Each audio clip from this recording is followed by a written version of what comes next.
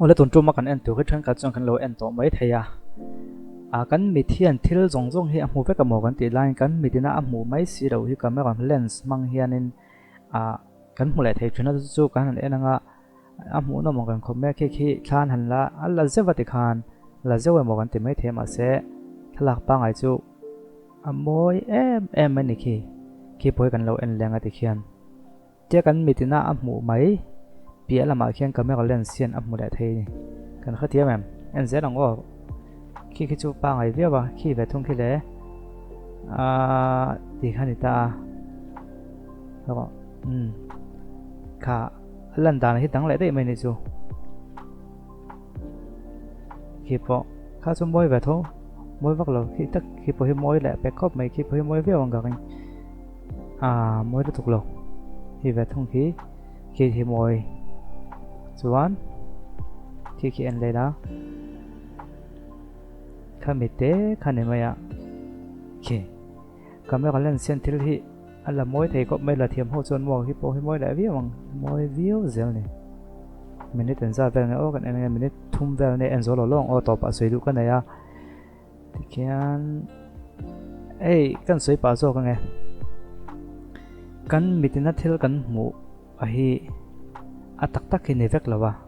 a bekin social media hian khet la zo to chu thla kan lak te video kan lak te hi kan han en hianin moi hla mai kan tim ane mai theya ma se ki po ki thala ka khi tia lan dan le atak tak khain ang mi lo nia hum je chu social media hianin kanin bum mani chu kanin bum ti mai tiang in bum ti chun amu nge nyang amoi lo lampang zong nom mai the ma se kan thil mu hi tak tak emo kan ti chuan ani mi lo nei khing te po hi mo thalak na kan han lak ka chun adang dei mai nei lan dan kha om zia chu thil tak tak le thil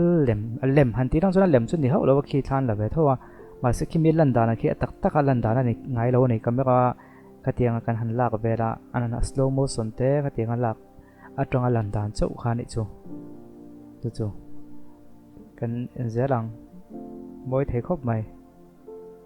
zo trap khi po moi la ve wang moi thei an idea an camera lens te khi te kha ve vak lawa camera lens tha nge ne nga thiam ve khum khum hi poi moi la khop mai khi po moi la vi wang a to bam pang khi moi hlom ani khi mo edit khap no te pon ni tho mai the chu po chu ni te kan se khi he moi vi zel ni khi min hol du to kan le edit phe chon moi vi wang ka khani zela akala khum khum ma po hianin en anglo thenia landan le atak tak landan le than lak to huwa landan chu en anglo thei tuk ani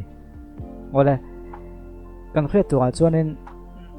thil tak tak he kan khovel nun kan nun man tak tak reality en te sap tong chuan a reality kan ti chon thil tak tak ti pa kin kal le thiam lowa reality le media thil lang hi thia khan thiam tu ani alem le tak hi tuna chung kan thliak khang thiam ma khi thala kan en edit moi hle me ya emo an la moi hle ma ya kan te kan kha thiam tak ta atak tak ha kan be sei ta lem lowa ama ro chu mitam tak chu hey in ngai zon na te tin lim mail de walan na te mo video na han la nom mail de lim mail de ei tu mail de an han lan han posta khami yang kha atak tak mo atak tak ai po wang ai po mo zok na thrin ta ni chu abul tran kan ti mai menga ka sei pain ti khan lo play non ko set atak tak aya wang ai po mo zok na atak tak nun hlim chuang si lawa social media lim mail da wa info lan mo khatiang te kha mun moi da wa kan kalpon mun moi ta kha nuam te ta kha chen ai chon status chu khatianga chen te lo mu to la ka kha vei zok atak tak nom na po po chu in ti mai theya khamia a full concentration pe thei dawa mi te lo mu tu ga khatia pho chu tu chau ngai poi mo khan tam thrin ta ni chu chung kwa te pon ni tho chung kwa nu pa in ngai ni chuang si lo in kha thiam ni chuang si lo enga mo changa rim mel de wa thala ka po sa khami a lung oi khami ngai poi mo khan tam maya chu tiang chu kan khovel na hian tam to ni christian na na apo ni kan zai hlim kan ke ma ni kan zai hlim na tu ai ma chonin video lak chhona youtube vera ta an zai hlim hle maya nuam an ti email hle maya tia khami ngai poi mo zok khami hisab to zok kha anom tat mai ni kan kha thiam em tuna hianin khoi a mokal don tai la chu mik huna kan kal don chuan pheikhawk chu tiang chu bunin nuama chu tiang chuan in cheila nuamang ti kha a reality chuan nimai theya ma chu video ka vak tur le the dak tur lo ni ta se a hemi pheikhawk kam bun jok mai teang a chan chu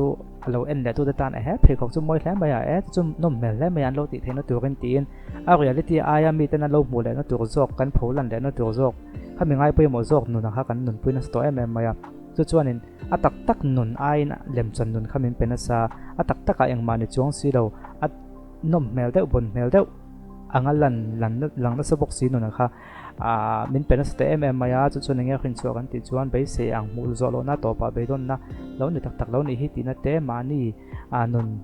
a be don na ti mai tang hlim lo na kha chu chuan a khin chuak thrin ani ti kha kai ka ngai ve dan ania chu wang chuan in thil hi a tak tak le a tak tak ni lam lo mi hmo kam pholan tu ka hi thia kan thiam a tha ni thil in zom tlat ani poi ti mai the ma se in zom ti lo tha thia kan a tha ni ani lawa social media kan lan dan le kan nun tak tak kan in zom vek chuan in a to pa be don na hlim tak tak lo na ba ka thleng chuang lo ma ko chu kan thia kan thiam chuan in khamin nun pan ni ha balance takin kan mang thiam don ani ti ka khriat tu kan e chu wang chuan thil tak tak le thil tak tak ni lam lo hi thia kan thiam tu king te po khi mo an ma ni kheneng ki ten thlan la amoi khop mai a tak tak mo kan ti zel chuan kha kha adik thei lo ta ne chu thil tak tak hi oma tin thil tak tak ni lam lo pho chua ta na moi tak hi om bok ani chu kan thia kan thia mangai ni ti kha ka ngai to na kan oma en pain kan sei ni chu